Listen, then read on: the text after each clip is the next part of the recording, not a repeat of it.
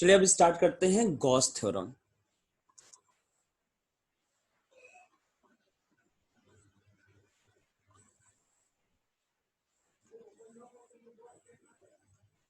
ठीक है, देखिए गॉस साहब ने क्या थ्योरम दिया था, समझा जाए।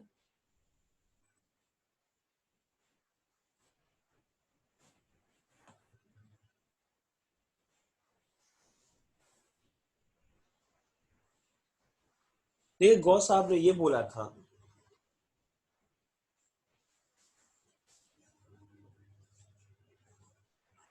गॉस साहब का जो थ्योरम है वो इलेक्ट्रिक फ्लक्स के बारे में,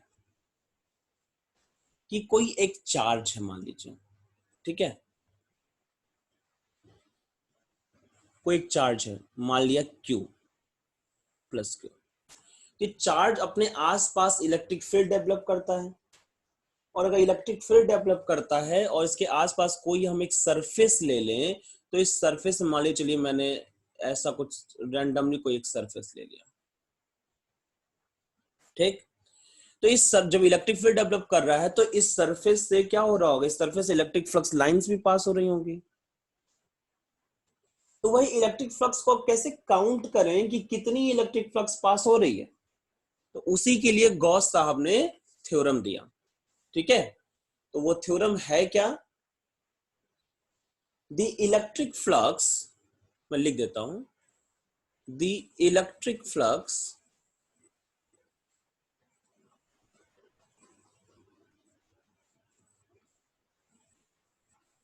फाई ई, ठीक है ना, फाई से इलेक्ट्रिक फ्लक्स हम लोग डिनोट करते हैं, through any closed surface, through any closed surface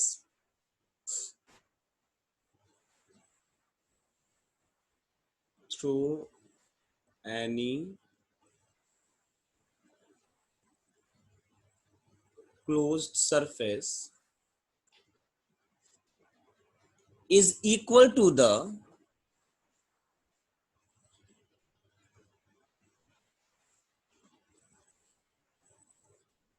one upon epsilon naught times the net charge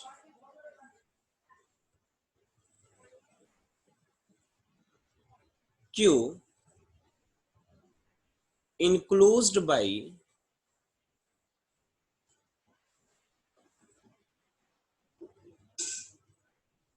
the given surface।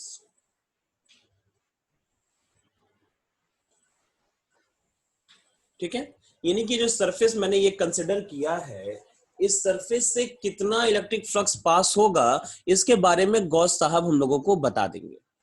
कैसे, उन्होंने ये बोला कि जो टोटल इलेक्ट्रिक फ्लक्स है, टोटल इलेक्ट्रिक फ्लक्स को कैसे डिनोट करते हैं, area integral over the E vector dot DA vector. ठीक है, इस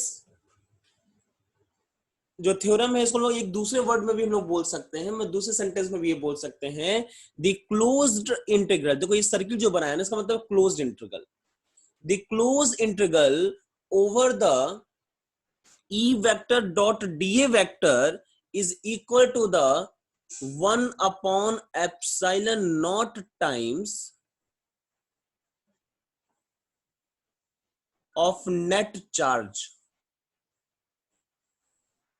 ठीक है, जो भी उस सरफेस के अंदर जो नेट चार्ज है उसके बराबर होगा, या सिंपली कह लो Q upon epsilon not time के बराबर होगा। तो इसको हम लोग बोलेंगे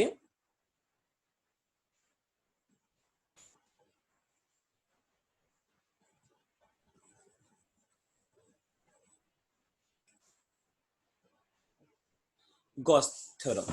ठीक है, इसको हम लोग एक बार प्रूफ भी करेंगे और फिर हम लोग बाकी का कैलकुलेशन भी करेंगे। ठीक है, तो ये सबसे पहले प्रूफ कर लिया जाए और फिर इसका यूज भी किया जाएगा।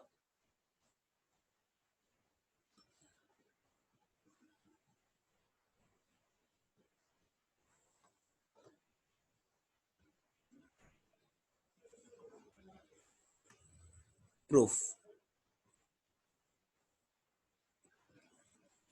देखो इन्होंने क्या बोला कि जो क्लोज्ड इंटीग्रल ईडीए है ये किसके बराबर होगा, क्यू अपॉन एप्सिलॉन नॉट। एक काम करता है, क्लोज इंटीग्रल ईडीए कैलकुलेट कर लिया जाए, अपने आप इसके बराबर आ जाना चाहिए। ठीक है, तो इसके लिए हम एक स्मॉल एलिमेंट यहां पर मान लेते हैं।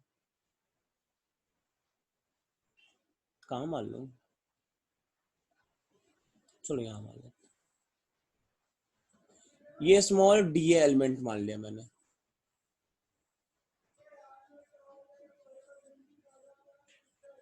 ठीक, स्मॉल एलिमेंट, इसका रेडियल वेक्टर कैसा होगा, ये रेडियल वेक्टर हो गया। एरिया वेक्टर कैसा होगा,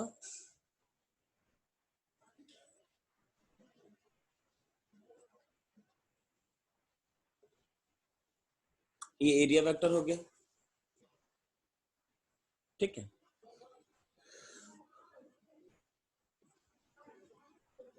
ये हो गया आर कैप, ये हो गया डीए वेक्टर, बीच में एंगल मैं मान लेता हूं थीटा है।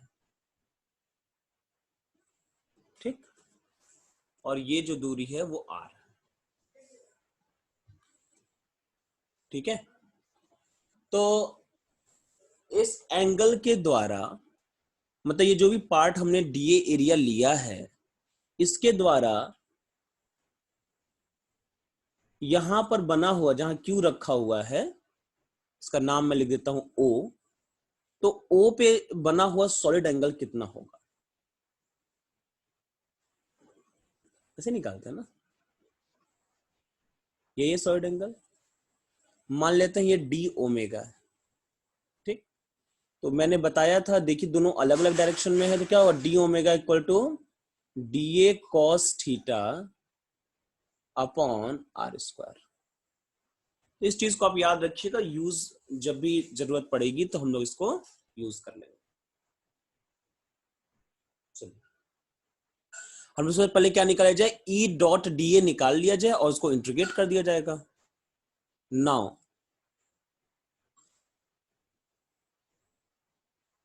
Let us calculate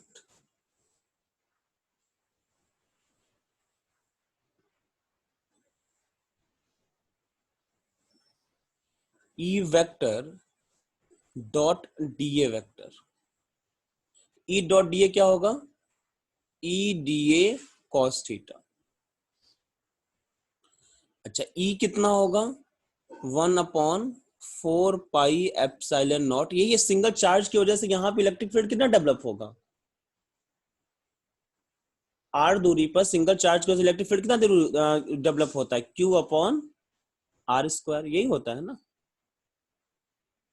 into D A cos theta.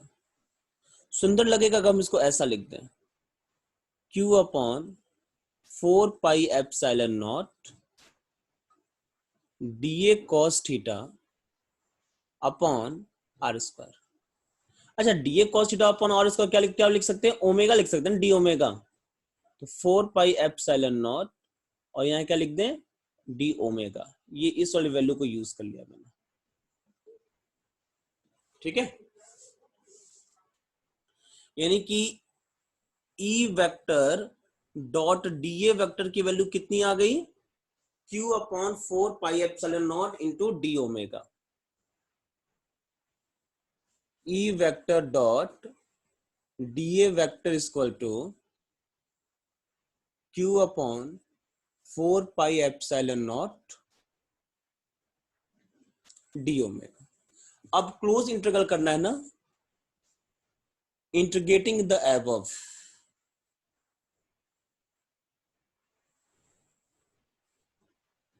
Integrate करने पे क्या मिलेगा आपको, इंटीग्रेट कर दीजिए, close integral E dot D A equal, देखिए Q upon 4 pi epsilon naught, ये तो कांस्टेंट है तो बाहर आ जाएगा, और यहां हो जाएगा क्लोज इंटीग्रल डी ओमेगा। अगर आप इसमें देखिए, अगर इस क्लोज इंटीग्रल मतलब पूरा का पूरा अगर डी ओमेगा आप लीजिए तो आपको यही तो मिलेगा ना।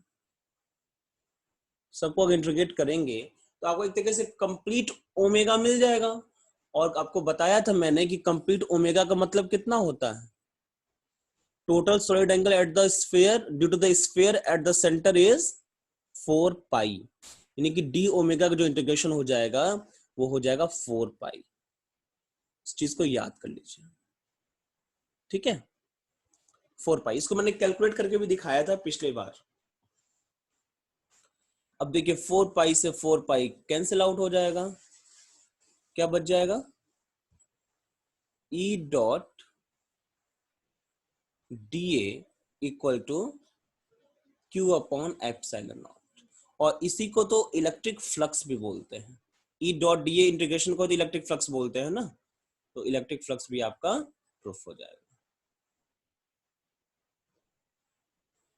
ठीक है।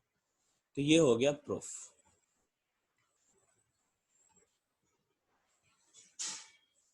ठीक। तो ये था गॉस थ्योरम का प्रूफ।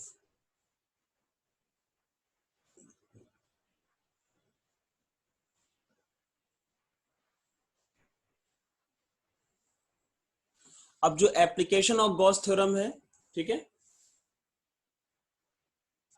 इसको भी हम लोग देखेंगे।